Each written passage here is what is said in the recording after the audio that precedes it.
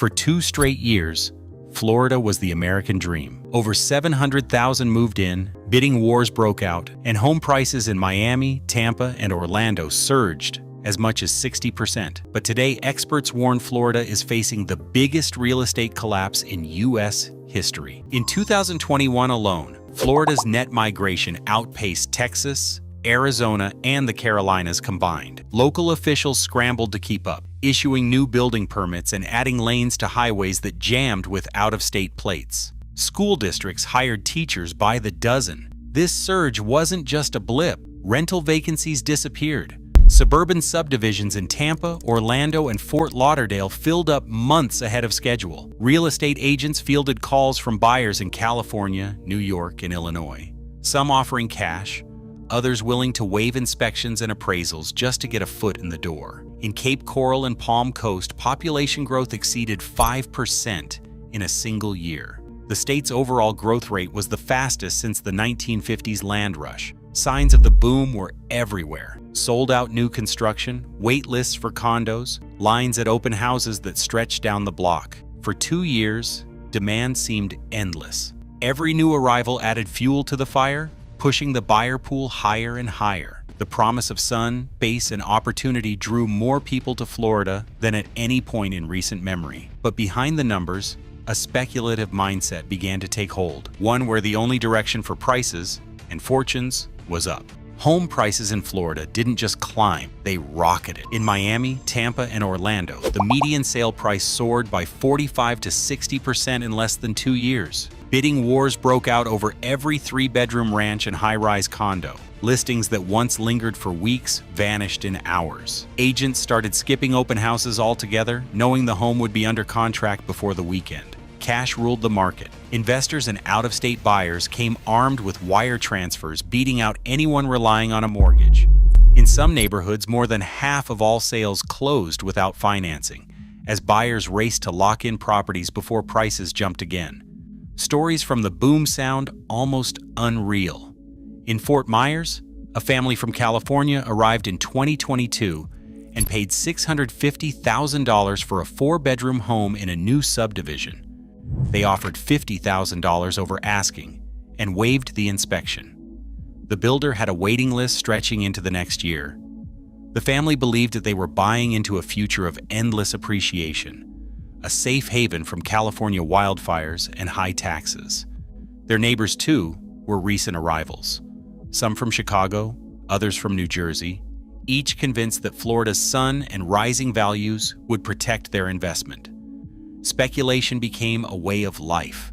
Local Facebook groups buzzed with tips on flipping pre-construction contracts. Airbnb hosts snapped up condos, betting on a new wave of tourists and remote workers. Real estate seminars promised quick riches for anyone willing to buy now and sell before the next hurricane season. The word bubble was whispered but brushed aside. Retirement in Florida once meant sunshine and peace of mind. Now it comes with a stack of bills that many never planned for. In Naples, a retired couple opens their renewal notice and finds the premium has jumped from $3,000 to $14,600 in just 3 years. Their neighbors, living on the same street, face an even steeper climb. One couple's waterfront policy now exceeds $18,000 a year. These aren't luxury mansions. They're modest homes, built for quiet years, now priced out by a system that no longer makes sense. Monthly budgets have become battlegrounds. For a median-priced house in Tampa, insurance alone runs between $4,200 and $6,500 each year. That's 3 to 5 times the national average. Property taxes, once a selling point, have climbed by 25% in many counties as new assessments catch up to the boom.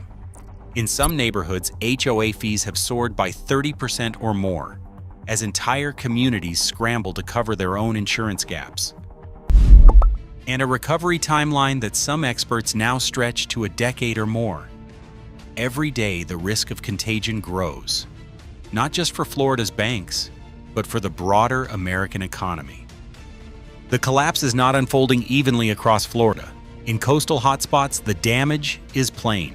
Panama City Beach, once a magnet for short-term rental investors, now faces a glut of empty condos. Airbnb listings outnumber available bookings 3-1. Owners who bought in at the peak, many with 20% down and variable rate loans, are now chasing renters in a market that's oversaturated and shrinking. Negative cash flow is common, and forced sales are rising as investors run out of options. The Keys have seen some of the steepest drops. Flood insurance requirements have tightened after new FEMA maps expanded high-risk zones. Many homes, even those untouched by hurricanes, are now considered uninsurable or face premiums that swallow up any rental income. Median sale prices in parts of Monroe County are down more than 15% from their 2022 highs. Listings sit for months, and even deep price cuts can't lure buyers back to properties that banks won't finance. Cape Coral, hit hard by Hurricane Ian, stands as a warning. After the storm, FEMA redrew the floodplain, pushing thousands of homes into higher-risk categories. Insurance bills soared, and special assessments from HOAs piled on. Inventory shot up by over 30%. The foreclosure rate doubled in neighborhoods where private carriers withdrew, forcing owners onto costly Citizens policies. Appraisers now talk about permanent value impairment for the most vulnerable blocks, homes that may never recover their lost equity. Further inland, the picture is different but far from stable. The Villages, a sprawling retirement community once thought immune to coastal risk, is now seeing its own correction. Prices have flattened, and some neighborhoods report double the number of homes for sale compared to last year.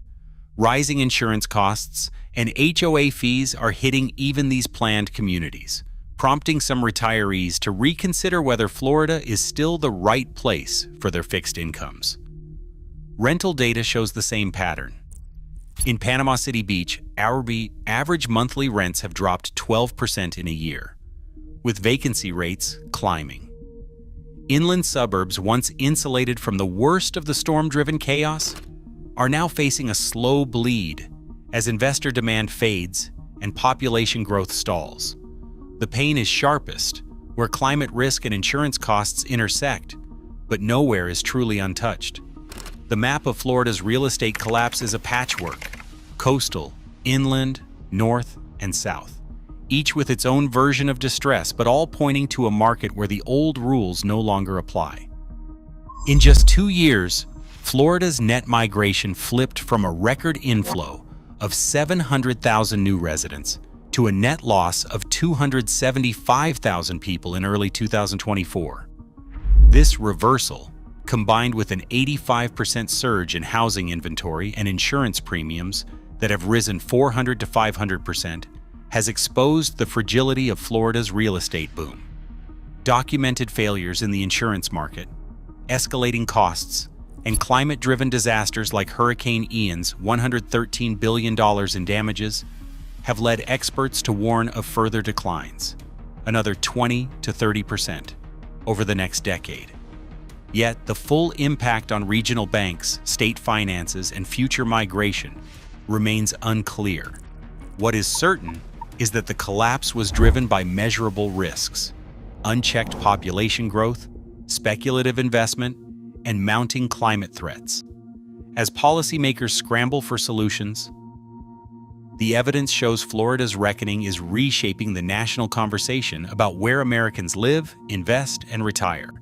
The consequences of this crisis will unfold for years, marking a turning point in U.S. real estate history.